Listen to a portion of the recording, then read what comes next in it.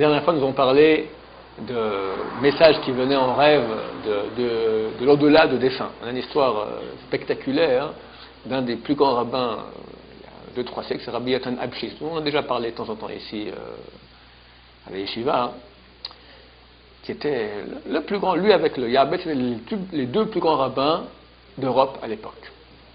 Et son fils, Rabbi Yatan Abshis, était extrêmement Ze'ev Abshis, était extrêmement un élève brillant, comme son père, très brillant.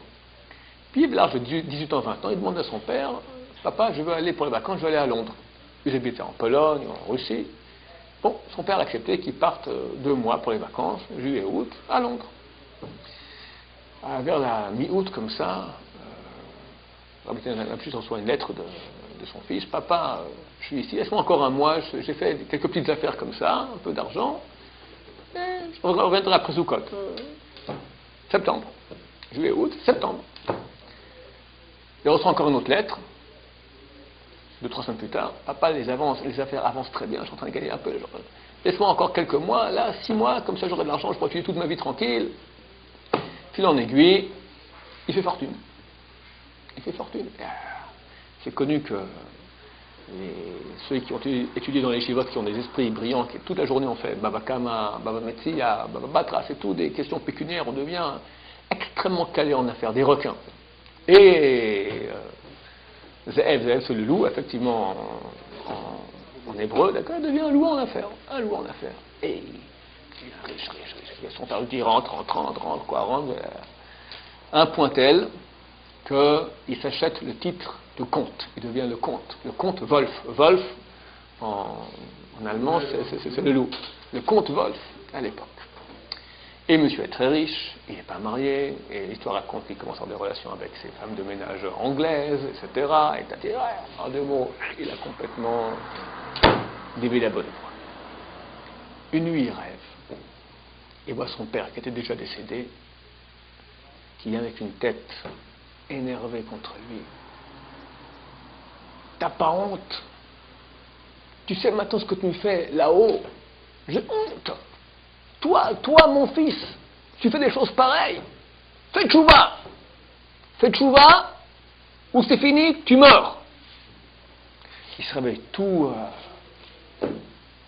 apeuré, tremblant.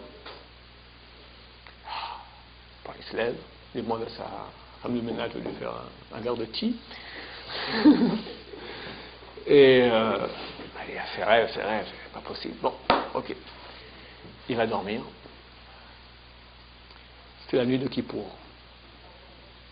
C'est la nuit de Kippour qui arrive de cela. Et il a bu le verre de thé. Il s'endort. Son père revient. Tu crois que je blague? Je t'avertis.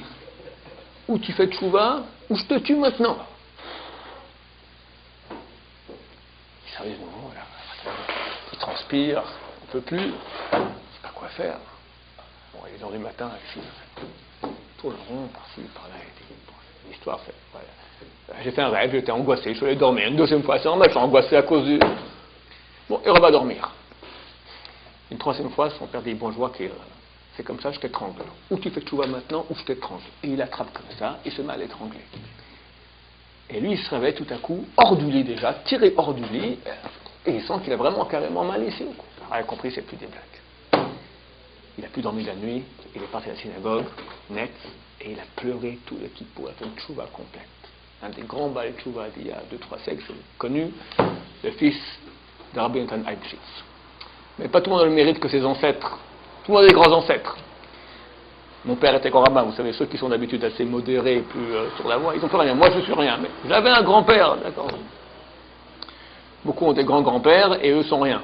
Alors, pour ne pas faire honte à vos grands-pères, faites tchouva. Et le grand-père, pas toujours peut venir et nous dire faites tchouva. C'est un grand mérite d'avoir. Bon, il faut que le fils de Rabbi Abshis, qui a beaucoup de mérite, j'imagine, pour qu'on l'autorise de Olam Haba, du monde de l'au-delà, à venir ici. Mais c'est une réalité. Alors faisons tchouva pendant qu'il y a encore temps. Baruch Adonai, l'Olam Amen.